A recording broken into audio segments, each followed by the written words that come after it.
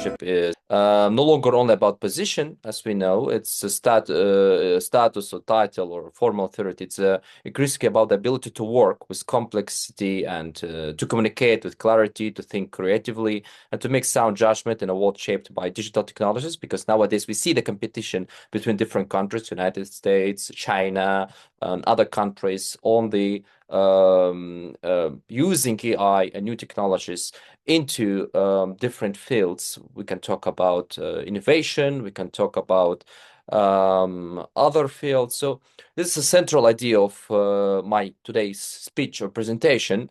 In the modern world, we see that leadership is becoming less about control and more about the ability to turn intelligence into direction, trust, and action. So let me introduce myself. My name is Dmitry Bridzhe. I'm a political scientist, journalist, and entrepreneur. I serve for the 2026 president of GCI Global Chapter, Global Russian Club Chapter. So it's for Russian entrepreneurs that's living in different countries. We're trying to unite them to work together, to work of the benefit of our country. Also, I'm expert of Russian International Affairs Council, director of Russian Research and the Arab Eurasian Research Center, and a member of the Middle East and North African Editors Network. My academic and personal formation has been both across political science, global public policy, sociology of management, business education, international communication. So you can see here in this slide what I finished from where I graduated. So I took a BA in political science from Brigham University, master's degree in global public policy and English language from Cherif University, and PhD from sociology in sociology of management from Plekhanov's Russian University of Economics, and also business education from Synergy University. So what I want to talk today, so I would like to argue today simple but important things. The context of leadership has changed faster that many institutions, organizations, even leaders themselves have been able to recognize, because every day we see the changes that's happening in the world. In the Middle East, what's happening nowadays, even between countries, we see the changes that's happening in relationship. And of course, how people are interacting with all the changes that's happening, especially in the world economy, because now the economy is growing faster. And also there is I think that will be a kind of stagnation in next 5-10 years because of the situation, because countries still, we see how people are, and countries, they have kind of mistrust. But we still often describe leadership using the language of the old era. But in practice, we're already living in a new one. So the new era that we're living in is totally different from the old standards that we lived in the past. In some countries where there were socialism or other, let's say, economical system. So the 21st century has created a situation in which we can say information is abundant, change is continuous, digital visibility is permanent, and the speed of reaction often matters as much as the quality of planning. So if you want to be, successful nowadays, you need to react fast in any situation, especially in the market. If you are investing, you're a trader, you need to react so fast to the situation in the market, to the situation in the world, because you could lose an opportunity to make a business or to grow. So this is very important thing nowadays to look and to matter. And this is why leadership now feels different. The job description may still look traditional, but the environment has fundamentally changed. Let's begin with the changing environment. So the first major shift is speed, and it's in my slides, you can see it. So speed, planning cycles are shorter, reputation move faster, crises escalate quickly, decisions that once stayed inside the meeting room now travel across institutions, teams, platforms, and even countries in a matter of minutes. So it's not like in the past when you have a decision, you need to wait a day, you need to wait days. Now you can do it easily through Zoom, through other platforms, through a WhatsApp chat or whatever. So it's growing fast, and of course, the new technology helping you is a very important tool. Some people also, of course, see artificial intelligence as a danger for educational system and even for youth. But also, AI, artificial intelligence, could be also a tool to make you grow. So a leader, therefore, operates in compressed time. There is less room for slow bureaucratic delay and more need for disciplined responsiveness. But speed alone is not the whole story. The second shift is complexity. So almost every issue now combines multiple dimensions at once: human behavior, data, technology, institutional interest, uncertainty, ethics, public expectations, and geopolitical context in every matter, everywhere nowadays. Unfortunately, we see the geopolitical context of any things. If it's about business, it's about relationships. If it's about kind of deals between countries, if you're working on trading, you can feel that. So problems rarely arrive in a clean categories anymore. A communication issue may become a reputational issue, and a technological choice may become a legal issue. An internal management decision may become a public controversy. So leaders must now work in environment where every important question is interconnected. Nowadays, it's very important. So the third shift is visibility. As we know, everybody nowadays, and I think everybody here, using Instagram, Facebook, other platforms to communicate. So when you public something there, you have your own, photo, you public about your story, you're traveling, you're working on visibility because people now can know you, can know your interests, can know your thoughts. So visibility are important. So in digital era, messages, mistakes, intentions, ambitions, and silence are all amplified. People do not judge leaders only by decisions they make. They also judge them by how clearly they explain those decisions. For example, you started a business and you need to find, let's say, investors. You need to find people that they can work in your team. So you need to find people through social media, of course. If you want to do business, you do selling through social media. So also is very important. And also about leaders. Leaders now operate under conditions of permanent observation, and this change behavior, it creates pressure. It also creates opportunity. Because strong leadership can scale more quickly when communicated well. So nowadays, I think every leader should know how to write well, how to speak well, how to have like knowledge in different fields. Let's say in management, let's say in marketing, all these fields are important. So when you know how to react, when you know you have good knowledge in all these fields, you can go forward and let's say work on a global project. So taken together, this shifts means that the main challenge is no longer access to information. We have more information than even before.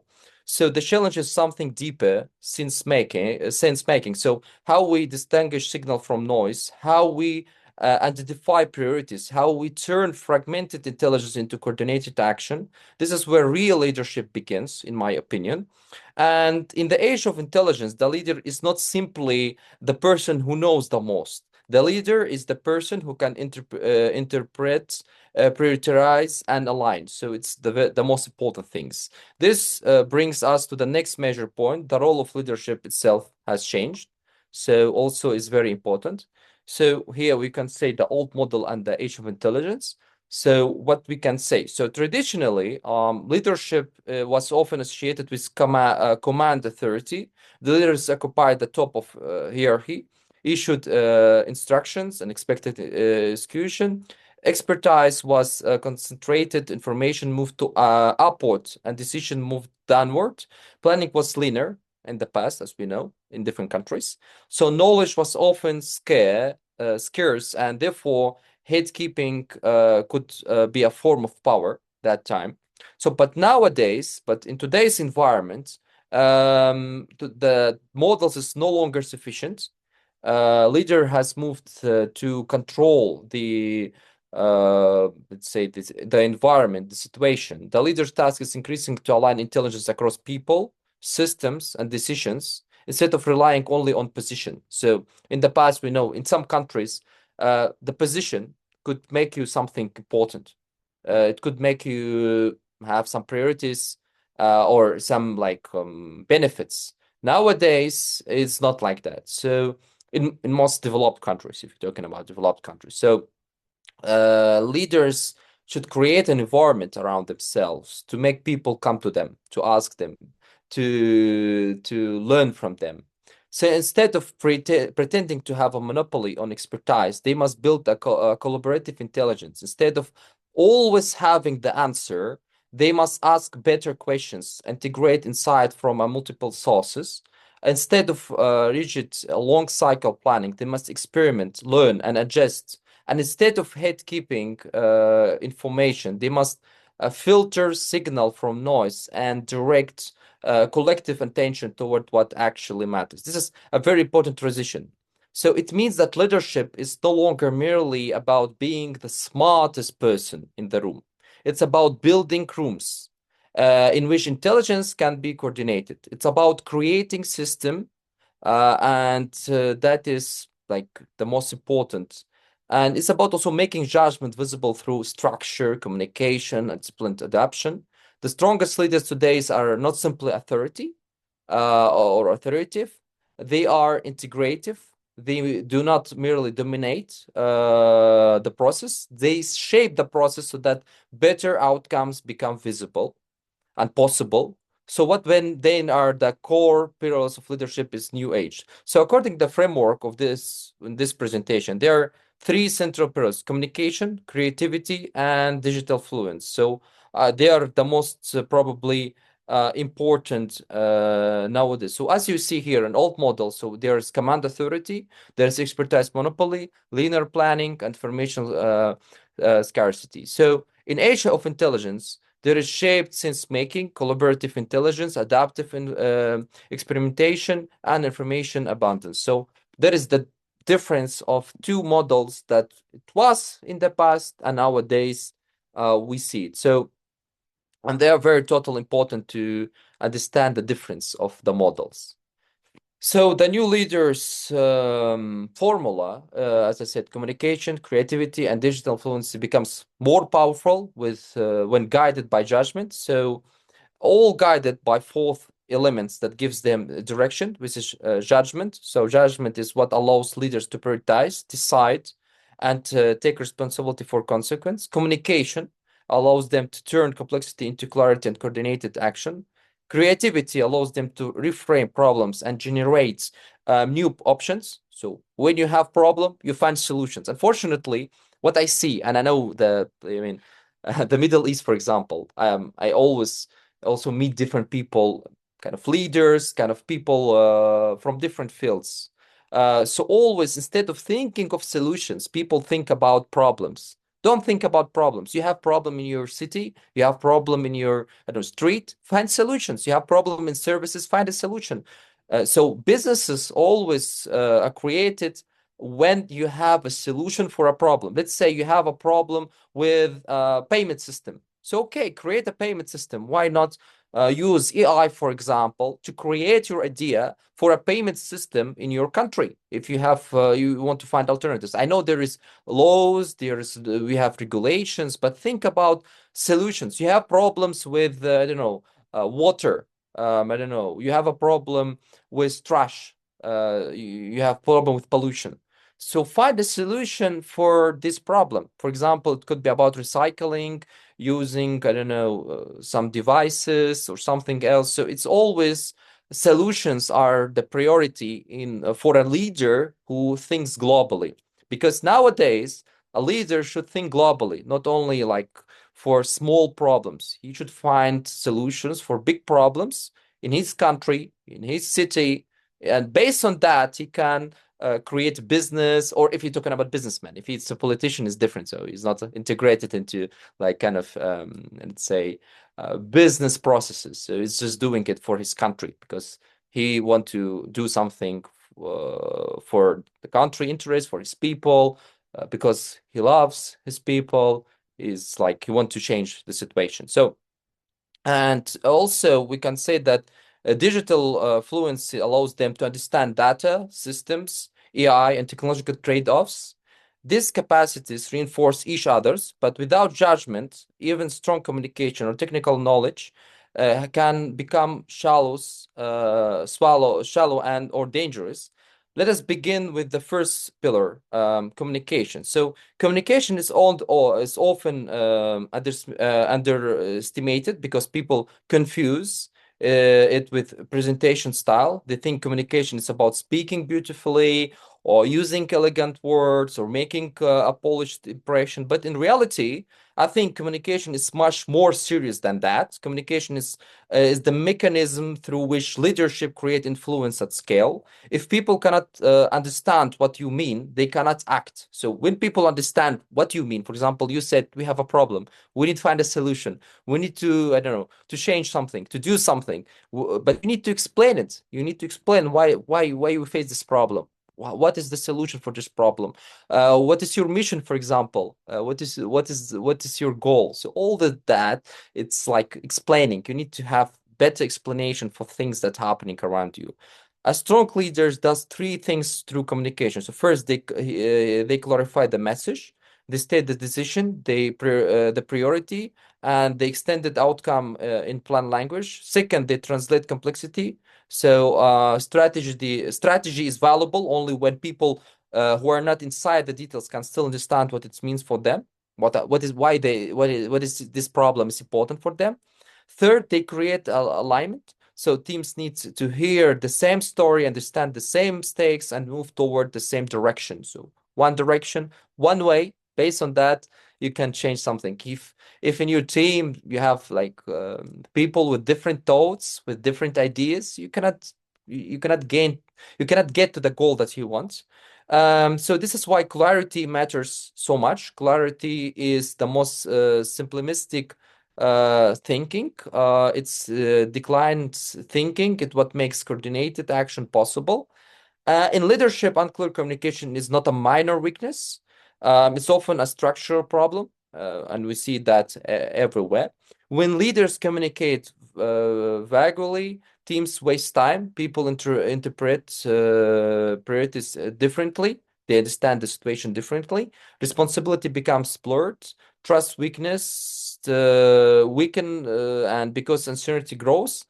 So by contrast, when leaders speak clearly, people can orient themselves. They understand what is changing, what remains stable, what the risk and what success looks like. So this creates momentum, and it's very important. What then do strong leaders do repeatedly in communication? So mostly they listen before they announce their view, because usually it's very important to listen. I sometimes myself I listen too much. I'm trying to understand what people are saying, for example, even people that I'm not agree with them, I'm listening to their ideas. I'm trying to learn from them. Maybe I'm wrong. Maybe my ideas are wrong. Maybe I'm doing something wrong in my life. And all of us do wrong things, so it's okay for us. So when you listen to a person, you even you are against this person, maybe this person maybe is a bad person, but still you listen to this person, you're trying to learn. Maybe you can get some new information, and it's okay. You should not just close the door directly. I know, because some people, when they have like when you have an opposite idea, you're just trying to block this person or not to speak to him. Try to understand different thoughts, try to understand different ideas. So they listen before they announce their view. Leader, this is essential. Listening is not passivity, it's intelligence gathering. So good leaders surface concerns before making declarations. They understand the emotional and institutional landscape of the people they lead. They frame issue priority, so they explain not only what is happening, but why it matters, what is at stake, what is the trade-offs are. People do not only need instructions, they need meaning. They decide explicitly. They make it clear, so what is changing, what is not changing. Ambiguity can be useful in diplomacy sometimes. So, but instead, inside the teams, organizations, ambiguity often becomes friction. So, and finally, they reinforce priorities repeatedly. So, a message is not real leadership communication simply because it was said once. So, it becomes leadership communication, I think, when it shapes daily behavior. So, you need to have a daily behavior to motivate people to work with them, to say some beautiful words to them, to work on their ideas and help them to reshape it in order to be part of this like leadership mission. So there are also several practical habits that matter deeply. Leaders must use the right channel. So some messages require dialogue, not broadcasts. Some issues need a meeting, not an email. For example, some people just wrote you an email and they think that they can like build on that business project or they can make a decision. So it's not working anymore like that. I think it's mainly through communication, through contact, through a call, you can through a meeting online, through Zooms, through whatever, you can do something. So some situations require private conversation before public announcement is very important. And leaders must also acknowledge uncertainty. So in a rapidly changing world, pretending to know everything reduce credibility. So don't say that you know everything. You cannot imagine what could happen after 5 years, 10 years, or 20 years. Every day, everything changing. So that is very important because sometimes some leaders, they say they're trying to just manipulate people, to say them that everything is stable, everything is good, you just live your life. No, you should say the truth that everything is changing every day, and you should like be prepared for difficult situations in your life, in your our business, whatever. So honest leaders is not weak leadership. Saying this is what we know, this is what we do, not yet know, and this is how we feel proceed often strengthens trust. And finally, strong leaders close the loop. So people trust leaders who return what updates after decisions are made. Follow through is a form of respect. So the second pillar is creativity. And this is another conception often misunderstood. Creativity is sometimes treated as a soft, artistic, optional quality, but it's not like that. Creative leaders do several things well. They reframe problems rather than accepting them at face value. They ask whether the issue has been defined correctly, and they combine perspectives that do not normally meet in the same room. So it's very, very important nowadays. So here also you can see the communication practice that build trust. So as I said, it's listening, frame, decide, reinforce. So all of that are very important. So first, reframe. For example, if you have like you need to work on that, you need to ask better questions. So many leaders failure begins with a strong question. If we ask how do we defend this existing system, we may miss the real issue, which is that the system is no longer fits reality. If we ask how do we communicate more, we may miss the real issue, which is that people do not trust the message. So better questions produce better decisions. So are very important things in leadership nowadays, because based on that you can work on your projects better. Fourth is learn. So use feedback, not ego. This may be one of the hardest tasks in leadership. Real learning requires the ability to revise, and it's very important nowadays. Because by one of the views without feeling that authority has been damaged.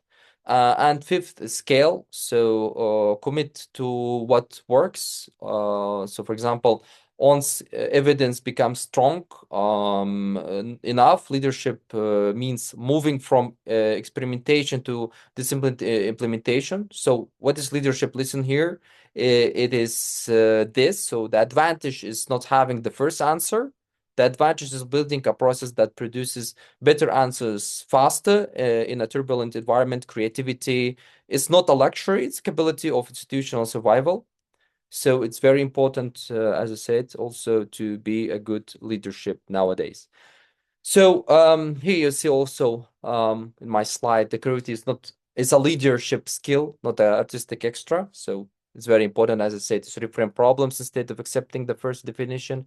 combined perspective that do not usually meet in the same room. And the idea is early, so learning happens before commitment becomes expensive. So here, as I said already before, how creative leaders solve hard problems. So it's, as I said, reframe, explore, prototype, learn, and scale. So this is the most important things nowadays. Without it, you cannot be a good leader, or you cannot change the situation in your organization. And as we talked before about digital fluency, so it's one of the, let's say, important things, because today digital fluency is becoming a form of executive literacy. So leaders do not need to be programmers, engineers, or digital scientists in every detail. So, but they do need enough fluency to ask intelligent questions, to understand trade-offs, surrounding accountability. In other words, digital fluency is not about technical perfection. It's about informed leadership. So a digital fluent leader should not be able to discuss at least should discuss at least four domains. So first, data, what data matters, how reliable it is, how it's collected, and what is actually proof. So for example, if you have a speech, I don't know, and you need to explain something, you need to have data. You need to show something. So it's very important nowadays in order to be successful in communication. Otherwise, it will be problematic for a leader to be successful in his positioning. So that is powerful, but poor quality data can create false confidence. So, for example, if you have a speech and you need to explain some specific situation, you need to use either sociological information from sociology. It should be gathered, or through, let's say, some pools, etc. So it can also show some information that can used in speech. Second, systems. So workflows, platforms, constraints, and dependencies. A leader should understand how the system functions, where bottlenecks exist, and what changing one smart part might do the whole. Third is AI, and AI nowadays is like it's a trade, is a very useful thing in different fields, but also it could also harm the next generation. It depends how people they are using AI, because if they use AI in a good way, in a good field, so it can be useful. So we know that where AI can support work. So for it, it's very important to know how can AI support work. Where it fails, where equations are base may emerge, and where human oversight remains essential. And fourth, it's risk. So security, privacy, ethics, governance, and compliance, because technological decisions are never purely technical. They shape human outcomes and institutional trust and legal explores. So why does it matter so much? Because if leaders do not understand these domains, they either become overly dependent on technical specialists, or they make poorly informed strategic choices, because nowadays strategic choices are very important, or they make poorly informed strategic goals. And in both cases, it's very harmful for and very dangerous for the leader. It would be problematic. And both cases, accountability weakens. This is the true digital. Fluent leaders is not able to engage technical teams meaningfully without pretending to know everything. They can ask, what is the quality of the data? What assumptions are built into the model? What are the failure points? Which decisions can be automated, and which must remains human? So because now automation of business are very important nowadays, and I think mainly all businesses will be automated in 5 or 10 years, especially because now many people. I don't know if you use cloud bot. I'm still testing it. So I think mainly Many companies will use it in next years. So because it's already changing the situation in the market, but not all people, of course, know about CloudBot, even about ChatGPT or other AI tools that are integrated into ChatGPT, because ChatGPT, it's AI tool, but there is also other tools that can be used. So at this point, we can step back and ask what skills must leaders and teams build for the future, and also is very important thing. So the future skills stack. So you can see it here. So at this point, we can step back, and the answer is not only a technical. In fact, one of the most important insights of the presentation is that while technological skills are rising quickly, durable human capabilities remain central. So the future skills stack includes learning, agility, empathy and ethics, analytical thinking, AI collaboration, and digital literacy. So you can see it here. So learning agility it means curiosity, self-renewal, and continuous upskilling. So you should learn, and learn and learn. Use Udemy, use Coursera, use whatever platforms. Try to learn new things. Even you graduated from top universities, even you are, you think that you know everything, but unfortunately, we know that nobody knows everything. Even me graduating from like 4 universities, I'm still trying to learn many things I don't know, many books I didn't read. So I need to read more, I need to learn more, I need to change myself. Because when you have ego, your ego is destroying you. You should not have ego in order to be successful. You need to be open-minded. You need to work with different people. You need to learn from different people, and very important. So empathy and ethics remains essential because leadership is always about human consequences. The more powerful our tools become, the more important is that responsibility, trust, and inclusion remains central. So analytical thinking, I'm always, my work is, I work for TV channels and for media, for different international TV channels. So I myself do working in business, doing analytical papers and doing analytical works. And it's important for me because I can predict what will happen in some part of world. I can understand what I should do.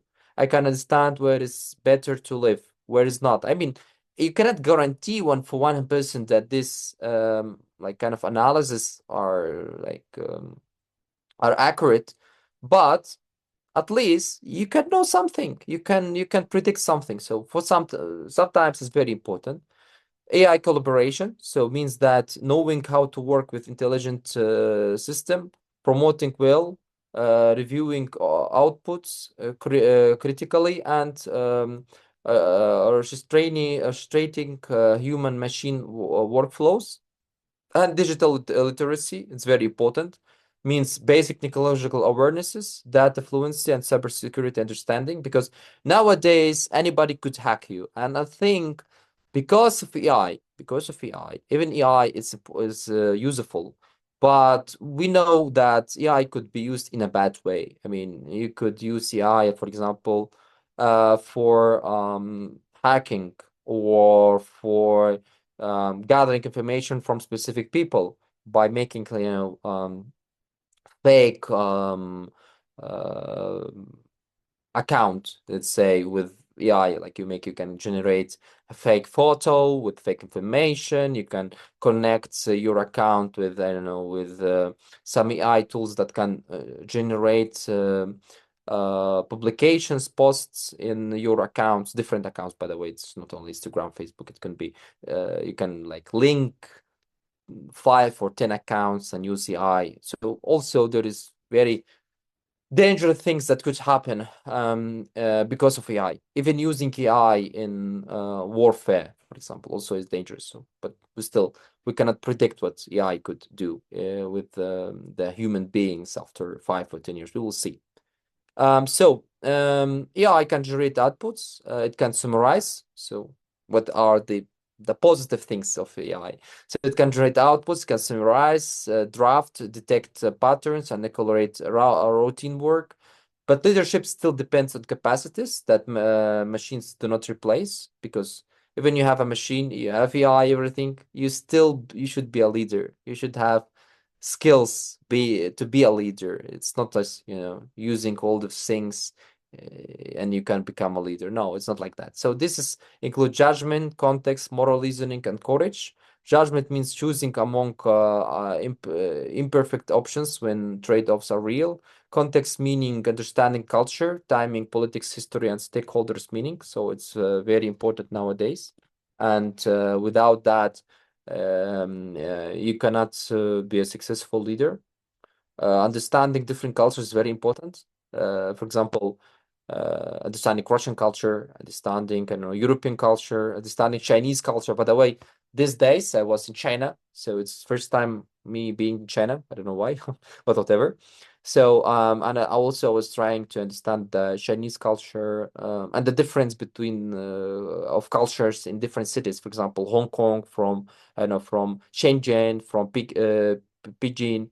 So totally different cultures, by the way. So Hong Kong is more like, it's about liberal culture, by the way, and other cities are some of them like more conservative, some of them are like open-minded, some of them close-minded. So it depends of the let's say also the economy, because for example Hong Kong became like that because of British influence and because of the capitalist model that are developed in Hong Kong.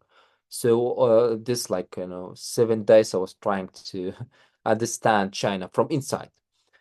And it's also important. By visiting different countries, you can learn many things. Because I visited different countries and I learned many things by visiting this country. So because also you have stereotypes. Sometimes you think that these people in this country are, they're close-minded, or they have some cultural behavior. But when you visit this country, you could change your mind. You can change your thoughts about specific situations. So also very important for for all of you, I think. So this is one of the most important points of all entire talk. So I think moral reasoning means, as I said, also is deciding what should be done, not only what can be done. And courage means taking responsibility when consequences are human, public, and lasting.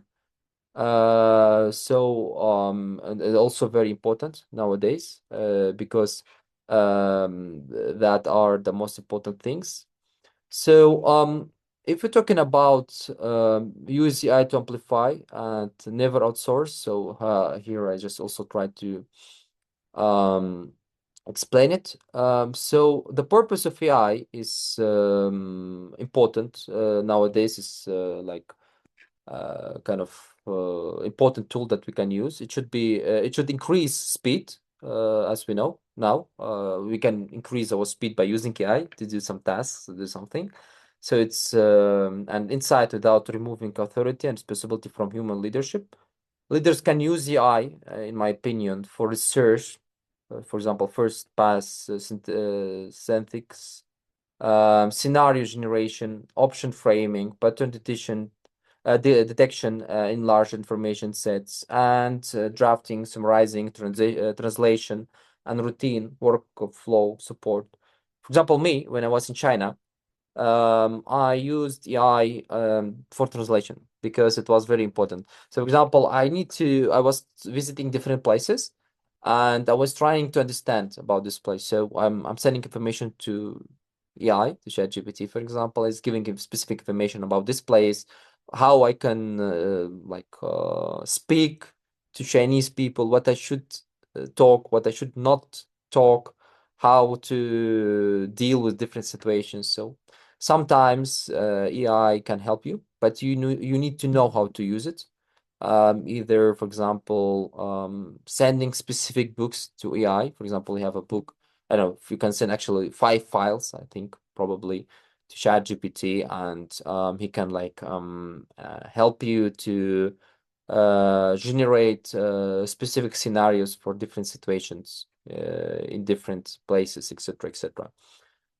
And so, there are areas that should never be simply outsourced. So ethical judgment should remain human. Final strengthening trade-offs should remain human. Decisions with serious human consequences should remain human. Trust building relationship cannot be delegated to software, as we know, and ownership of risk and governance cannot be delegated either. So it's all of it on human. And strong leadership therefore uses AI is as an instrument, not as a substitute for consequence, responsibility, or strategic authorship. So all the consequences is on you. Don't blame AI. If you did something, blame yourself. Because I remember I was reading news and some people visited some country. They needed to. I mean, they have like a tour or something to some Asian countries, probably. I don't remember to which country, whatever. So they searched on AI, and AI said to them that you don't need visa to visit this country. But unfortunately, this information was wrong. It's not right. You need visa. So they blamed AI. They said AI is gave us wrong information. You should blame yourself. You should use different sources. You should check ChatGPT with DeepSeek with other information, or use Google, or use some government websites. Don't use AI. AI could give you wrong information, and it's okay, because even when you start to use AI in ChatGPT and you have like you need to sign with agreements, it's written there in the like 2 second amendments that we are not responsible of information given. So it's not their responsibility to give you right information, and you should think about it. So leadership, however, is never only individual. It's also collective. This is why the presentation rightly emphasized the team dimension. So in a world of continuous change, the most durable competitive advantage is not simply talent in isolation. It's collective learning velocity. So the best team is not the team that appears perfect in one moment. It's the team that can learn faster than conditions change. To build such a team, leaders must create a shared vocabulary so that prioritize risks and tools are named consistently. They must make experimentation safe, because small tests reduce fear and convert change into evidence. They must normalize reflection, for example, through after action reviews that turn activity into institutional memory, and they must encourage learning across functions, because many of the best ideas emerged where disciplines intersect. So it's very important also nowadays. Without that, you cannot be successful. It's very important because it's about nowadays reality. So here, as I said, build a team that learns faster than change. So create a shared vocabulary, make experimental safe, normalize reflection, and learn across functions. So I think the most important things for nowadays leadership in a team. And here, for example, I did also a personal leadership roadmap that could be also useful. So in the next 30 days, a leader can audit communications, so simplify core messages, review where decisions get lost, and map current AI tool habits. This is the diagnostic phase. Before leading change, one must first see clearly how one is currently operating. In the next 16 days, a leader can build deliberate practice, introduce creative problem framing rituals, pilot 1 or 2 AI-supported workflows, and ask for feedback on clarity and trust. This is development phase. It turns abstract intentions into observable habits. In the next 90 days, the task becomes systematic. Leaders can create a learning cadence for their team, define decision rights for AI assistant work, and measure adoption, not only output. This is critical because many organizations will still measure only visible results while ignoring the quality of learning and adaptation that makes future results possible. I think that we are entering a historical moment in our history, in our reality, in which intelligence is becoming more distributed, tools are becoming more powerful, and complexity is becoming more permanent. In such world, leadership cannot remain what it was, because nowadays leadership is about different things. So they will be defined by something more demanding, the ability to turn intelligence into direction, direction into trust, and trust into action. This means communicating really when confusion is high. It means thinking creatively when old models fail. It means also becoming digital fluent without becoming captive to technology. It means using AI to extend human capability, not to escape human responsibility. And above all, it means exercising judgment with courage, ethics, and awareness of context. So this is why leadership in the age of intelligence is ultimately still about the human factor. It's not about only AI. It's not only about technology. Don't be dependent on that. Depend on yourself. Depend on your team. Depend on your friends. Whatever. Don't depend only on technology.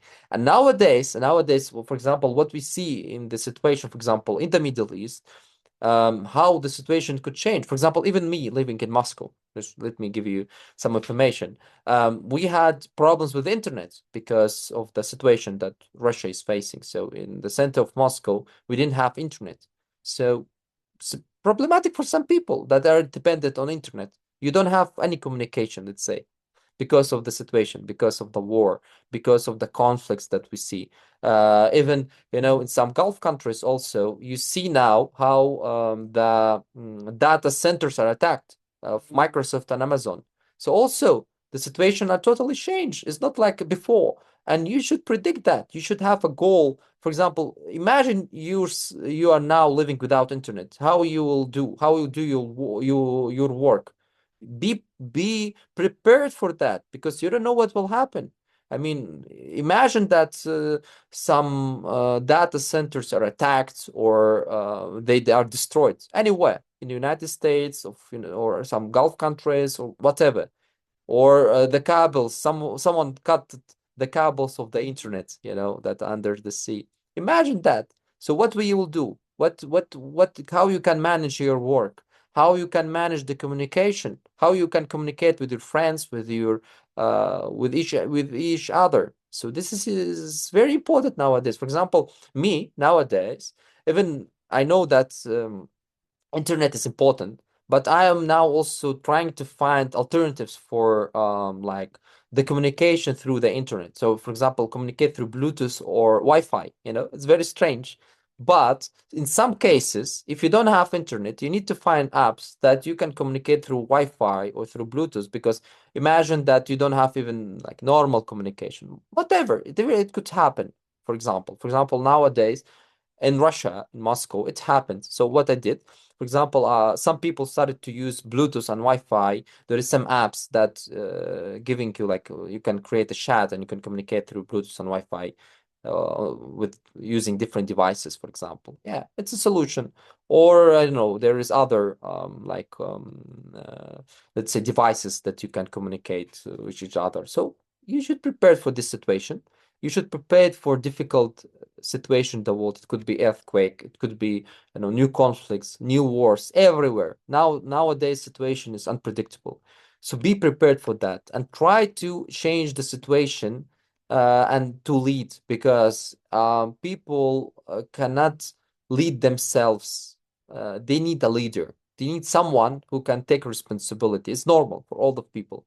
So you could be the next leader. Doesn't matter, in your city, in your street, in your neighborhood, whatever.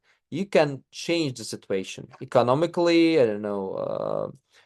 You can change the environment. You can help people to manage themselves, etc. So I think that is the most important things nowadays, because without it, unfortunately, our our world cannot